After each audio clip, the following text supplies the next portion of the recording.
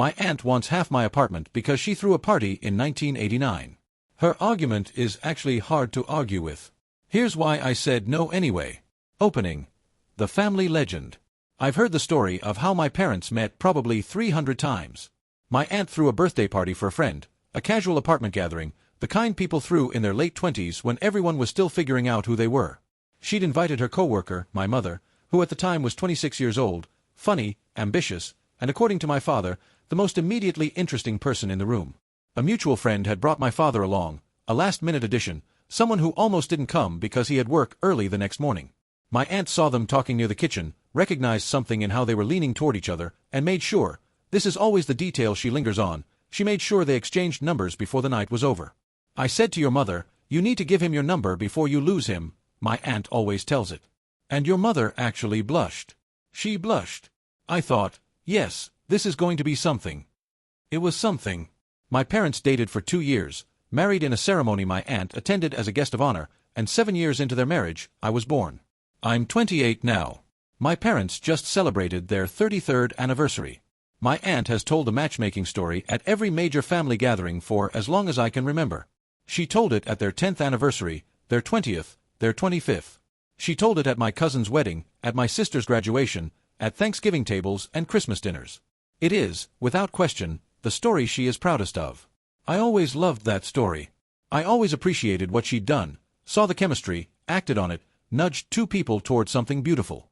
That's a generous thing to do. A kind thing. I told her so, more than once. I didn't realize she was keeping a ledger.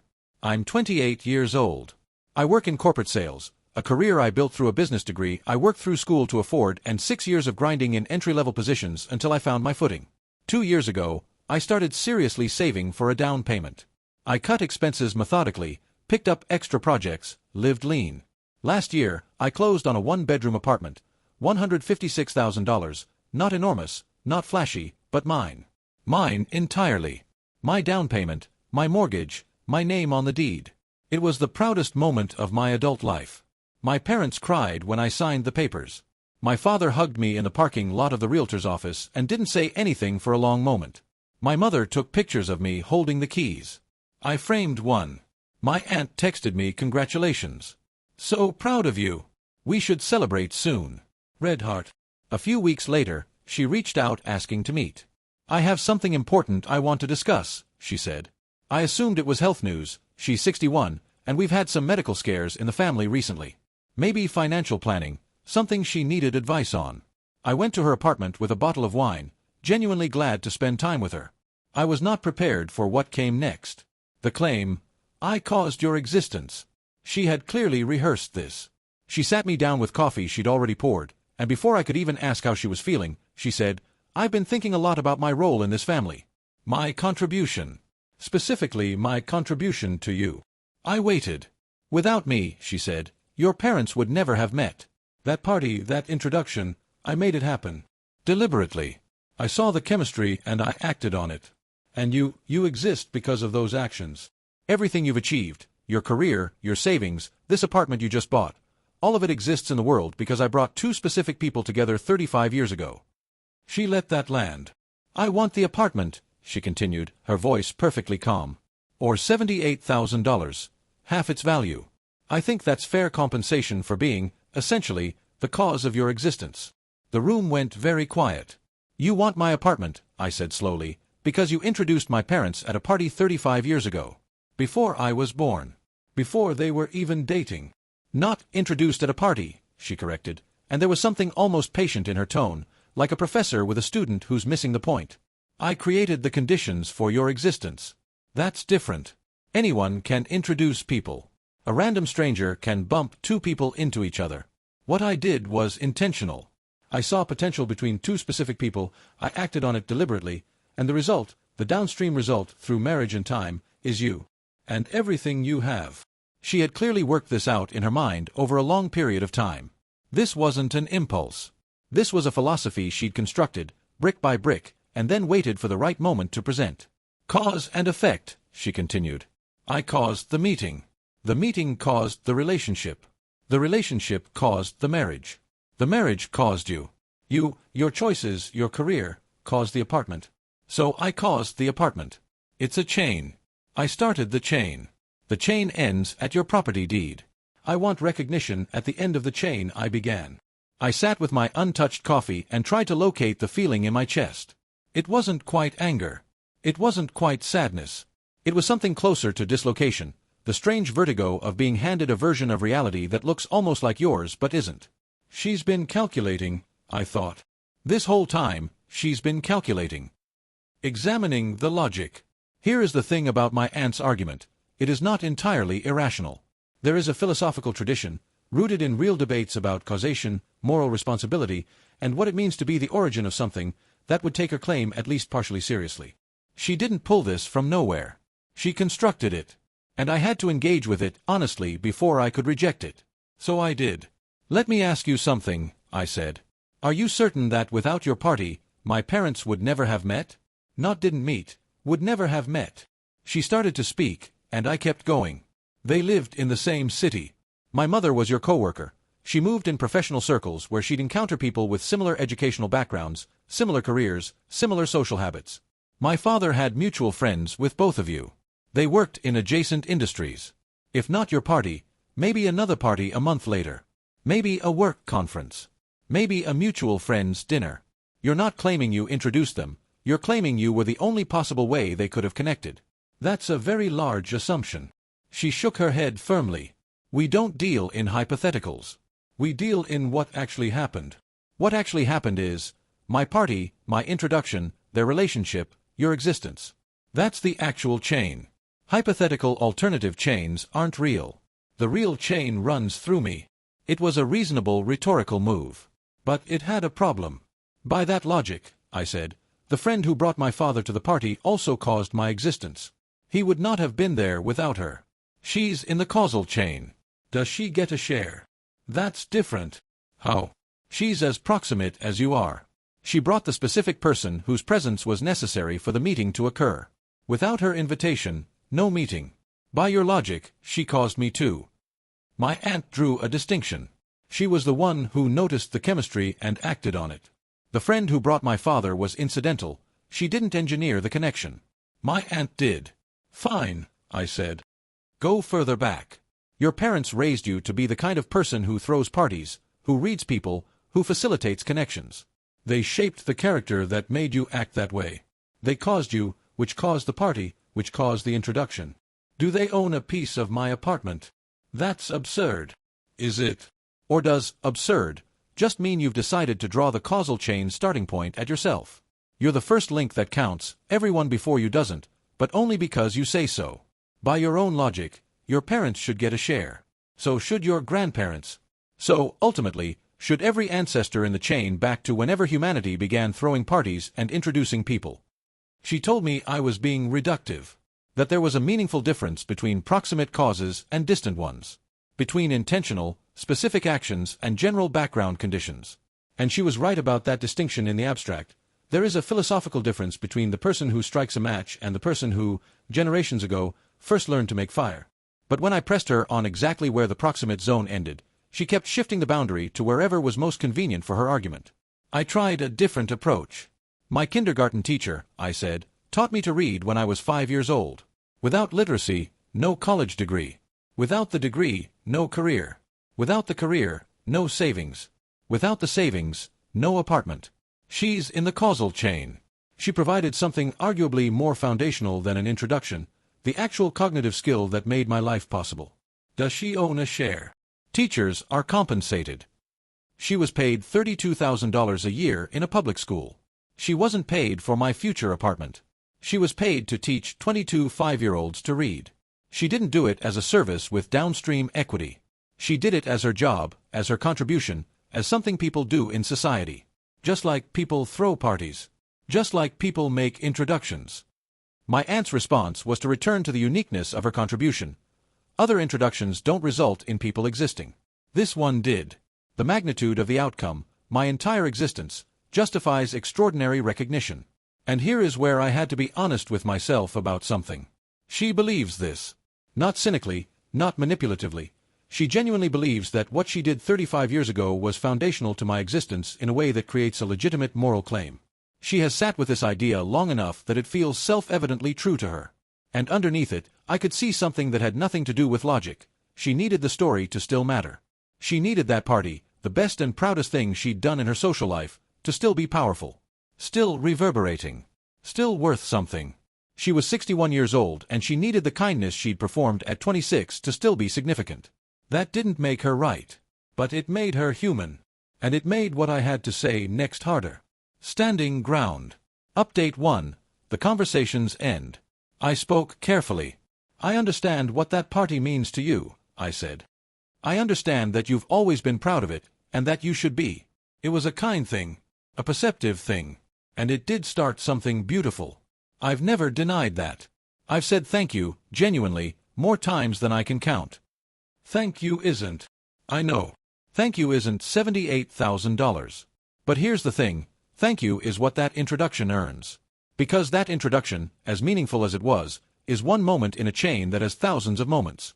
My parents dated for 2 years. 2 years of choosing each other, building trust, learning to love each other through difficulties and differences. That's their work. That's their contribution. Then they built a 33-year marriage. They decided to have children. They raised me, 18 years of daily presence, of providing, of shaping who I became. They did that. Not you. I watched her face carefully. Then I went to college. Took on debt, studied, graduated. Got entry-level jobs that paid almost nothing and worked through them. Built a career over 6 years.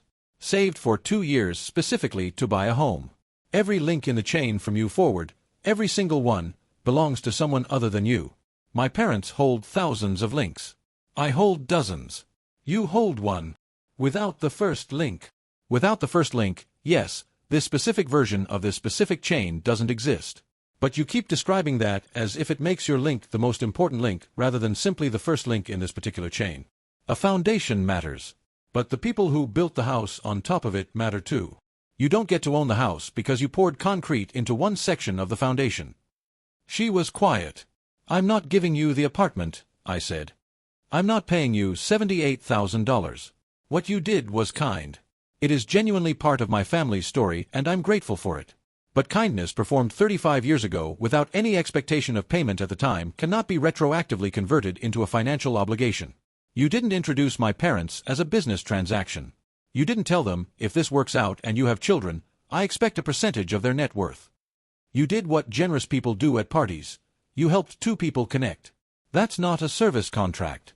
That's just being human. She looked at me for a long time. Then she said, very quietly, if you won't acknowledge what I gave you, I'll tell everyone what kind of person you are. Someone who owes their existence to my generosity and won't even say thank you properly. I've said thank you properly many times, I said. I'll say it right now, again, sincerely, thank you for that party. Thank you for what you saw and what you did. It mattered. It still matters. I paused. But I'm not grateful enough to give you my home. No one should be that grateful for an introduction. Update 2. The family reckoning. She did tell people. I expected that. I'd already decided how I would handle it. I would let her tell the story exactly as she understood it and let people respond to the logic on its own merits. I didn't campaign against her, didn't preempt her with my version, didn't try to control the narrative. I just waited. The family's reaction was, in a word, bewilderment. My uncle called me, her brother, one of the more level-headed members of that generation. She's saying you owe her money because she introduced your parents 35 years ago? That's correct, I said. A long pause. That's, My mother, unsurprisingly, was furious in the contained way that my mother is furious. Very still, very precise. She did a kind thing once, my mother said. Your father and I did the rest. I would have met him eventually. We ran in the same circles, worked near the same industries. She likes to believe she was indispensable. She wasn't. She was wonderful, and it made things happen sooner, and we've always been grateful. But she didn't create your father and me. We created us. My father was quieter about it, the way he's quiet about things that hurt him. That party is one of my best memories, he said eventually. Your aunt was there, laughing, happy, pleased with herself for noticing what she noticed. And it was a good thing she did. But she's taking something that belongs to your mother and me, our love story, and making it her property. That's not right.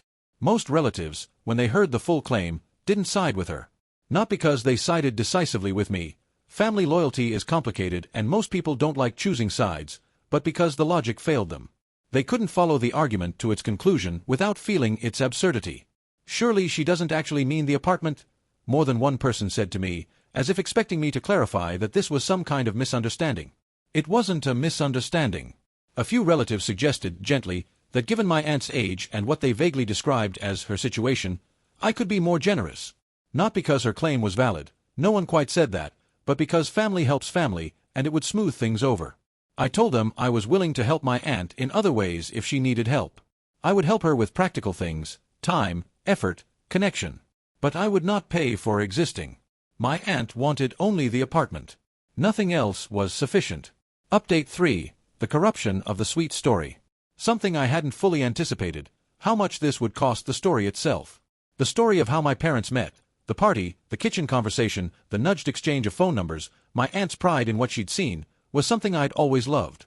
It was my origin myth, in the most innocent and beautiful sense. It was the beginning of everything that led to me, and it had always carried a kind of warmth when I thought about it. My aunt's claim didn't just put my apartment at risk. It retroactively changed the emotional texture of the story. Now when I heard it, I couldn't quite recover the warmth. I knew she'd been calculating. I knew that every time she'd told it at an anniversary dinner, some part of her had been keeping score. The story that used to feel like a gift had a price tag underneath it that I hadn't been able to see. She tells it differently now at family events. Not as a romantic matchmaking tale, not with the laugh and the "I'm basically a matchmaker" punchline. Now she tells it as a narrative of what she gave and what was taken from her. I made his existence possible, she tells relatives who weren't at our conversation. And he won't acknowledge what he owes. Some people nod along, not knowing the full claim. Most change the subject. Nobody quite knows what to do with it. My parents are embarrassed.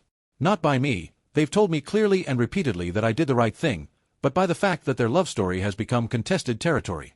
Their 33 years together, their actual life's work, has been reduced to a supporting element in my aunt's narrative about her one contribution. Their marriage keeps getting mentioned as the consequence of her action rather than as a thing that belongs to them, that they built, that they chose every day for 3 decades. I watch my mother's face sometimes when the story comes up at family events. She goes very neutral. She's too kind to correct my aunt in public, too honest to pretend nothing happened. Update 4. 1 year later. The apartment is still mine. My aunt and I are not speaking, not really. At family events, we exist in the same room and manage basic pleasantries if someone is watching. She doesn't look at me the way she used to. I don't look at her the way I used to either. Something real is gone between us, and I don't know if it can be recovered, and I'm not sure she wants it to be unless I pay for it. I've thought a lot about what she actually wanted, and I've come to believe it wasn't primarily the money. She is 61 years old. She doesn't have children. Her career was solid but not remarkable. Her most significant social contribution, the thing she is most proud of, the thing she has told at every family gathering for 35 years, is that she threw a party and introduced 2 people who fell in love. That is genuinely something. It's not nothing. In a life's ledger of meaningful actions, facilitating a 33-year marriage and, downstream, the existence of her siblings' children is worth real pride. But she needed it to keep mattering. She needed it to still be active in the world, still generating value, still connected to living consequences, still something she could point to and say, "That's mine, I did that."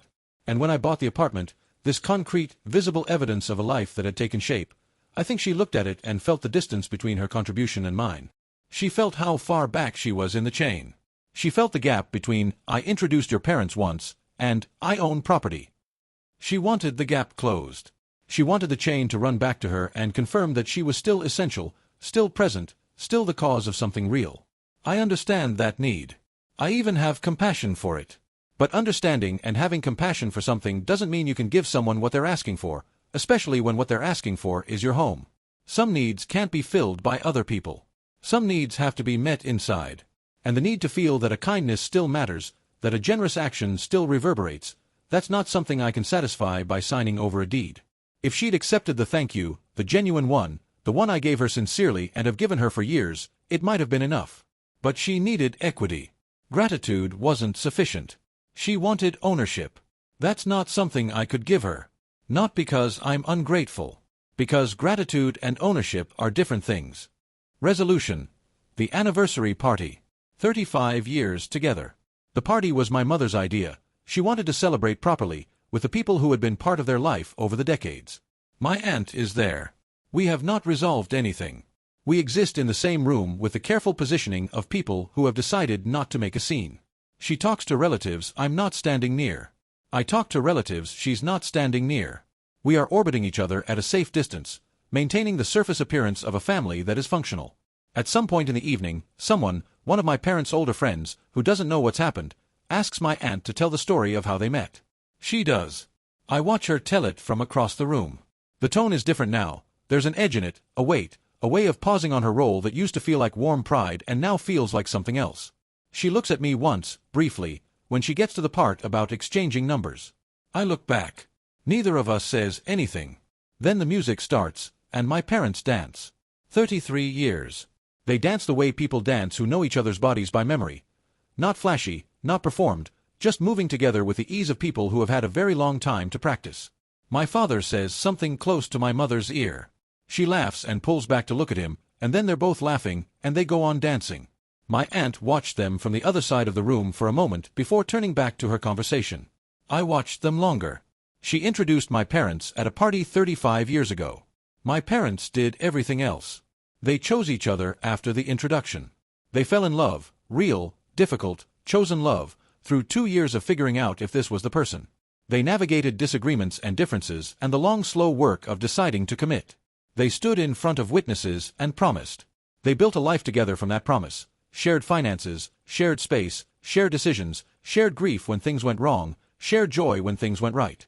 They decided to have children. They were present for every stage of becoming who I am. My mother was pregnant for 9 months and then spent 18 years showing up, and my father worked decades to provide and then found time to be present too, and they are both, right now, dancing at their own anniversary party with the ease of people who have not regretted the choice. My aunt threw a party. She noticed something. She said, "Give him your number." That was kind. That mattered. It deserves real gratitude, and I feel real gratitude for it. It does not deserve $78,000. It does not deserve my apartment. My aunt introduced my parents at a party 35 years ago. Now she believes that act entitles her to my $156,000 apartment, or half its value. Her logic. She caused the meeting caused the marriage caused me, I caused the apartment, therefore she caused the apartment. By that reasoning, everyone in every causal chain owns a piece of everything downstream. The friend who brought my father to the party is equally in the chain. My grandparents, who raised my aunt to be a generous and perceptive person, are in the chain. My kindergarten teacher, who gave me literacy, is in the chain. We can go back to the beginning of human civilization and find 1,000 necessary prior causes for my apartment. My aunt's is one of them. She was 6 links removed from my apartment and wanted half of it. That's not logic. That's claiming ownership of hypotheticals, the belief that because this universe required her action, all of this universe's products belong to her. She says I wouldn't exist without her. Maybe. My parents ran in overlapping circles, shared mutual friends, worked in adjacent industries. They might have met anyway, at another party, through another friend, in another month or year. But even granting her the full claim, even conceding that without her specific party, I would not exist, she didn't create me. She created the conditions for a meeting. My parents created everything else. The relationship, the marriage, the decision to have children, the raising of those children. She contributed one evening to a process that has lasted 35 years and is still ongoing. You don't own a process because you attended its beginning. I am grateful for that party. I will always be grateful for it. I said thank you, sincerely, many times. What I wouldn't do, couldn't do, was treat gratitude as equity. Thank you isn't a deed transfer. A kind act performed without expectation of payment cannot be billed retroactively because the downstream results turned out to be larger than expected. The apartment stays mine. The story of how my parents met, that story I've loved since childhood, stays beautiful in its facts, even if it's complicated in its aftermath. 2 people met at a party. Someone thoughtful noticed them and helped them find each other. They fell in love and built a life. That's still true. Still wonderful. It's just also true now that the thoughtful person who helped them find each other needed that moment to keep matching, needed it to still be worth something, needed it to close the distance between one generous evening and the whole life that followed. I couldn't close that distance for her. No one could. Some distances exist inside a person and can only be crossed from the inside. My aunt introduced my parents at a party. That was kind. That was the beginning of something. Everything else Every single thing that followed was built by other people. The apartment is the work of my life, not the echo of her evening. It stays mine. The apartment is mine. The family legend is tarnished. The relationship is broken. The party 35 years ago was kind. It was just a party. Not $78,000. Just a party.